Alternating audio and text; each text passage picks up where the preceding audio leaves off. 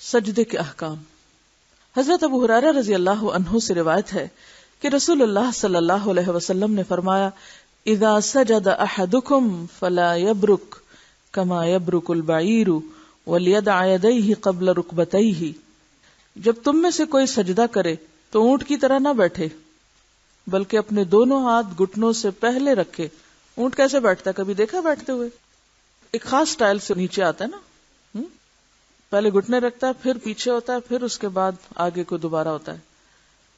سجدے میں گھٹنے پہلے رکھنے والی وائل بن حجر کی روایت کو ابو داؤد نے اور امام دارقطنی، بہقی اور حافظ ابن حجر نے ضعیف کہا ہے، جبکہ حضرت ابو ہریرہ کی ہاتھ پہلے رکھنے والی روایت صحیح ہے. یعنی آپ جب رکوع کے بعد نیچے جائیں تو پہلے ہاتھ اور پھر گھٹنے ٹیکیں.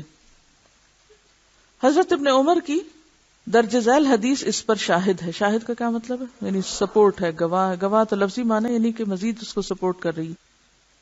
نافع رحمہ اللہ روایت کرتے ہیں کہ ابن عمر اپنے ہاتھ گھٹنوں سے پہلے رکھتے اور فرماتے کہ رسول اللہ صلی اللہ علیہ وسلم ایسا ہی کرتے تھے. گھٹنوں سے پہلے ہاتھ رکھنے کو امام اوزاعی، مالک، احمد بن حنبل اور شیخ احمد شاکر وغیرہ نے اختیار کیا ہے. ابن ابی داؤد نے بھی کہا کہ میرا رجحان حدیث ابن عمر کی طرف ہے کیونکہ اس کے بارے میں صحابہ اور تابعین سے بہت سی روایات ہیں. یعنی تینوں ائمہ جو ہیں بڑے، مالک اور احمد بن حنبل اور اس کے علاوہ ابن ابی داؤد وغیرہ نے، اور بہت سے صحابہ اور تابعین کا رجحان بھی اسی طرف ہے. دیکھیے ایسا نہیں ہے اس موقع پہ اب آپ یہ سوچیں کہ جو لوگ ایسا نہ کریں ان کی نماز نہیں. یہ بات نہیں ہے.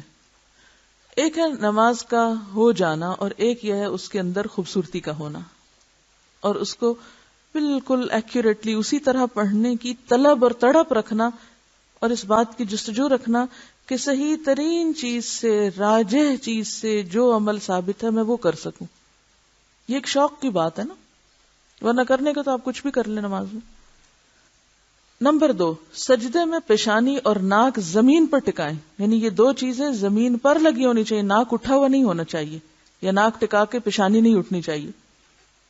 نمبر 3، سجدے میں دونوں ہاتھوں کو کندھوں کے برابر رکھیں. ٹھیک ہے، یعنی پیچھے ذرا لائیں گے.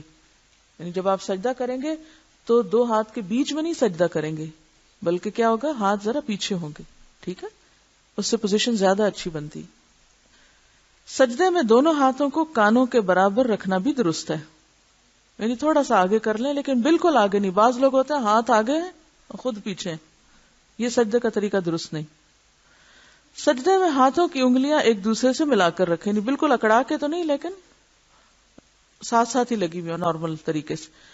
اور انہیں قبلہ رخ رکھیں. یعنی انگلیاں سامنے ہونی چاہیے کیونکہ بعض لوگوں کو میں سجدہ کرتے ہوئے دیکھا کہ سجدے میں ہاتھ ٹیڑھے رکھے ہوئے ہوتے ہیں.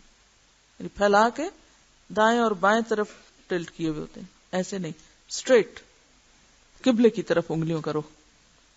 سجدے میں دونوں ہتھیلیاں یہ ہاتھ پامز، دونوں گھٹنے نیز خوب زمین پہ ٹکائیں. یعنی جم کے سجدہ کریں. یعنی ان پہ بوجھ آنا چاہیے. مراد یہ بوجھ کہاں آنا چاہیے؟ ایک تو پیشانی پہ، پھر ہاتھوں پہ اور پھر گھٹنوں پہ. باقی کہ ناک اور پاؤں کی انگلیاں وغیرہ تمہیں ٹچ کریں گی، ان پہ بوجھ نہیں آ سکتا. ٹھیک ہے، اس طرح اگر آپ سجدہ کریں گے تو آپ دیکھیں گے کہ واقعی سارے جسم کا خون جو ہے وہ سر کی طرف آ گیا ہے. آپ کو فیل ہوگا باقاعدہ. اب دیکھیے کہ دن بھر ہم عام طور پر جو بیٹھتے ہیں اس میں سر کی طرف خون کم جاتا ہے، بیچ کے دھڑ میں پھر بہتر، اور پاؤں کی طرف ہی سارا عموماً پریشر رہتا ہے نیچے والے حصے میں. یہ بالکل ایسے جیسے کسی گھر کی 3 منزلیں ہوں. ہمارے جسم کی بھی ایک طرح سے 3 منزلیں ہیں. تو عموماً جب آپ پمپ لگاتے ہیں یا پانی کا انتظام کرتے ہیں تو کیا ہوتا ہے، نیچے والے فلور پہ زیادہ پریشر ہوتا ہے، سیکنڈ پہ کم اور تھرڈ پہ اور کم ہو جاتا ہے پریشر. تو ہمارا جو ہارٹ ہے وہ بھی جب بلڈ پمپ کرتا ہے تو ہمارے سر کی طرف عموماً کم خون جاتا ہے. جب آپ ٹکا کے سجدہ کرتے ہیں اس پوزیشن پر تو اس سے کیا ہوتا ہے، سارا خون سر کی طرف آ جاتا ہے. اور اگر آپ کا سجدہ کچھ طویل بھی ہو جائے تو اس سے کیا فائدہ ہوتا ہے کہ وہ جو باریک نسیں ہیں نا دماغ کی اور سر کی، وہاں تک خون جاتا ہے پھر، اور خوب جا کے اس کو سیراب کرتا ہے، بال کو سیراب کرتا ہے. لہذا چہرے کی جھریاں، بالوں کے مسائل، دماغ کی کمزوری، حافظے کی خرابی، ان سب چیزوں کا علاج ہو جاتا ہے اس میں، جب پورا خون دماغ کو جاتا ہے۔ ایک امریکی ڈاکٹر نے کہا تھا میرا دل چاہتا ہے کہ سارے ملک میں مسلمانوں جیسی نماز لاگو کر دوں، لازم کر دوں۔ کسی نے پوچھا کیوں؟ اس نے کہا کہ دن میں 5 دفعہ اس طرح سر کو زمین پہ ٹکانا جو ہے یہ بہترین ایکسرسائز ہے۔ ہماری نمازیں ہمیں صحیح فائدہ کیوں نہیں دیتی؟ کیونکہ طریقہ بھی درست نہیں ہوتا۔